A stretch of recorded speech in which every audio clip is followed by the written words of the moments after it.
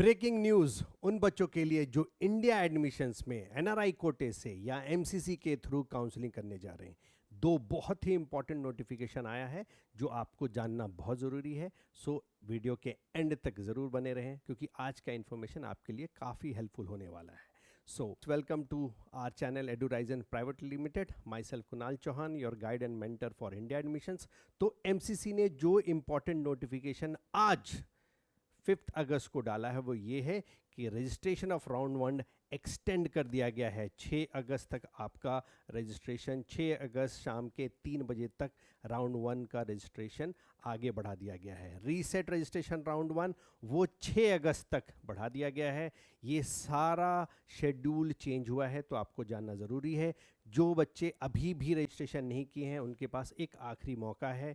Choice filling के लिए आपको सुबह 8 बजे तक 7 अगस्त का टाइम दिया गया है। चॉइस लॉकिंग के लिए जो आपको समय दिया गया है वो है 8 बजे रात 6 अगस्त से लेकर के 8 बजे सुबह 7 अगस्त तक 12 घंटे का आपको समय दिया गया है। तो आपका चॉइस फिलिंग का भी समय बढ़ा दिया गया है, वो देखना है। सीट प्रोसेसिंग जो है वो 7 अगस्त टू 8 अगस्त तक है और रिजल्ट डिक्लेरेशन जो आज होने वाला था 5 अगस्त को वो बढ़ करके 9 अगस्त हो गया है। सो ये काफ़ी इंपॉर्टेंट इन्फॉर्मेशन एमसीसी के वेबसाइट पे है, ये आपको जानना बहुत ज़रूरी है। दूसरा जो काफ़ी इंपॉर्टेंट इन्फॉर्मेशन है वो एनआरआई कोटा से जो बच्चे एडमिशन प्रोसेस में भाग ले रहे हैं उनके लिए है। वो ये है कि एमसीसी ने लिस्ट ऑफ कैंडिडेट्स जारी कर दिया गया है और उन्होंने साफ साफ बताया है कि कौन से कैंडिडेट को वो एनआरआई कंसीडर करेंगे। तो ये नोटिफिकेशन आपको पढ़ना बहुत ज़रूरी है।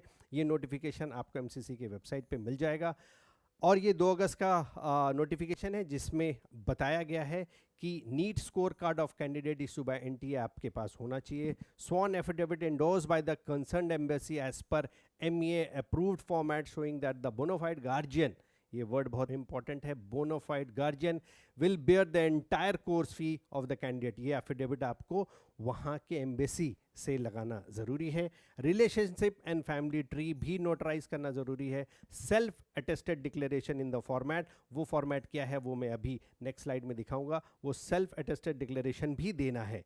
सो ये है आपका सेल्फ अटेस्टेड डिक्लेरेशन। ये आपको एफिडेविट करा करके डिक्लेयर करके खुद सिग्नेचर डेट के साथ सबमिट करना है, राइट। एंड ये सबसे इंपॉर्टेंट है, ये है एनआरआई लिस्ट जो कि एमसीसी ने रिलीज किया है। So there are total 188 candidates. अगर आप लिस्ट को देखेंगे ये सब वो कैंडिडेट्स हैं जो एनआरआई कोटे से एलिजिबल हैं और एमसीसी ने साफ साफ कह दिया है the above candidates have been converted provisionally, ठीक है, ये कंफर्म नहीं है, provisionally from Indian to NRI for the purpose of UG counseling 2025-26 on the basis of scrutiny of documents sent by them to MCC of DGHS.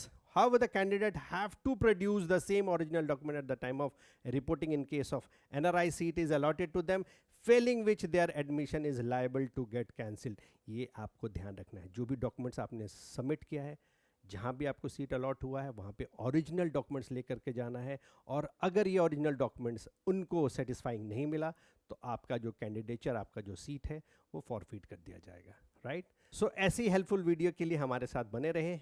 Till then keep learning, keep growing and study with Eduraizen. Thank you.